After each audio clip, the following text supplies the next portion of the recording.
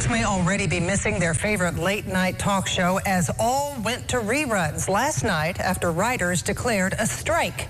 The Writers Guild of America called for the strike after no agreement was reached in contract negotiations with the Alliance of Motion Picture and Television Producers, which represents the big networks.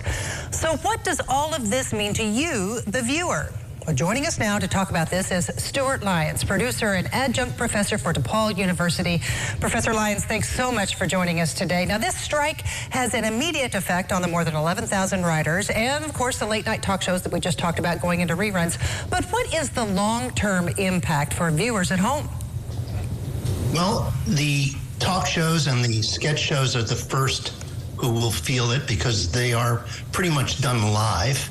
But the shows that are scripted, that need to be planned months in advance, need to be created and written, planned, and then shot and edited, those shows will start disappearing pretty soon. At least the new versions of those shows. You're going to see more reruns and then more alternate kinds of reality programming, possibly even more sports programming because they're not affected by writers. I gotcha. Okay, but you know, the last time this happened was back in 2007, and I believe that went on for 100 days. So I'm assuming the longer it goes on, the more that stuff is just pushed back. That's going to affect folks, right?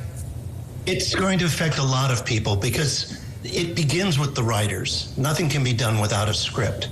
But after the writer is done, there are thousands and thousands of people and businesses that are employed in the production of motion pictures and television, and those people will also be affected. So the viewers will be affected, certainly the writers will be affected, but everybody else who depends on scripted television and feature films will begin to feel the effects quite rapidly. So we're talking about the ripple effect of all those outer businesses that support these productions. Now, you know, you mentioned that none of this happens without the writer. Now, the Alliance says an offer of more money was turned down by the Writers Guild. So what is the big contention in these negotiations? Is it pay? It's various levels of pay because writers are not just simply paid for a script. They're also sometimes paid to be on staff to produce those scripts. And then there are other rights that have been paid to writers for reruns. All of this has been upended by the rise of streaming television, which is to say Netflix and Apple and Hulu. The old structure just doesn't work. And at the same time, some of the old structure has disappeared.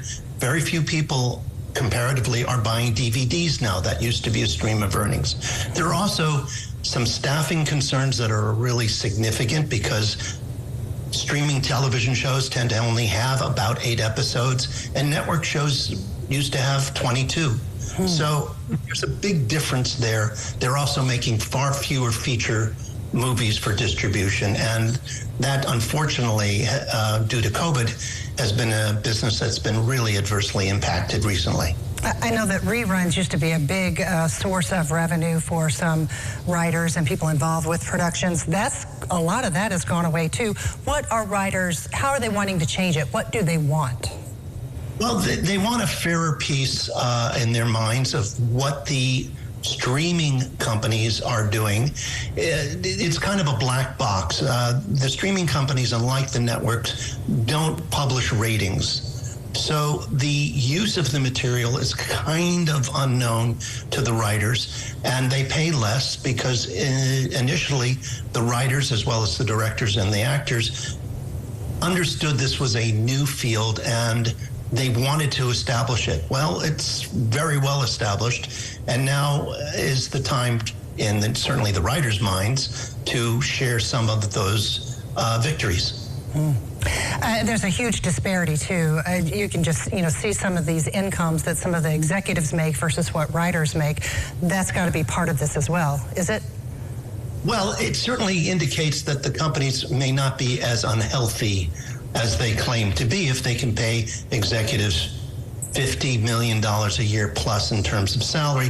And then, of course, what they don't mention is that there are additional stock and other rights. But the Writers Guild, while it may be making more money because there are more shows, individual writers are being hired for less time at less money. And so collectively, the writers of the Writers Guild have a significant issue to address in this strike. And the studios want to defend, of course, as much of their income stream as possible.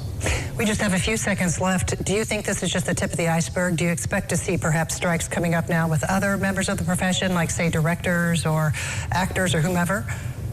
I think that's exactly right. Whatever the Writers Guild is able to establish here will be the benchmark that the Directors Guild, whose negotiations begin, I believe, next week, and the actors, where the negotiations begin in June, they will build from that, because there will be, they don't want, they being the AMPTP, obviously don't want to have different kinds of definitions for different guilds. They want to have one concept, and the pie gets divided up on that basis. All right. Well, Professor Stuart Lyons, thank you so much for shedding some light on this, helping us understand it better today. We will certainly be watching to see what happens, and we may reach out to you again. Thank you so much for your time today, sir.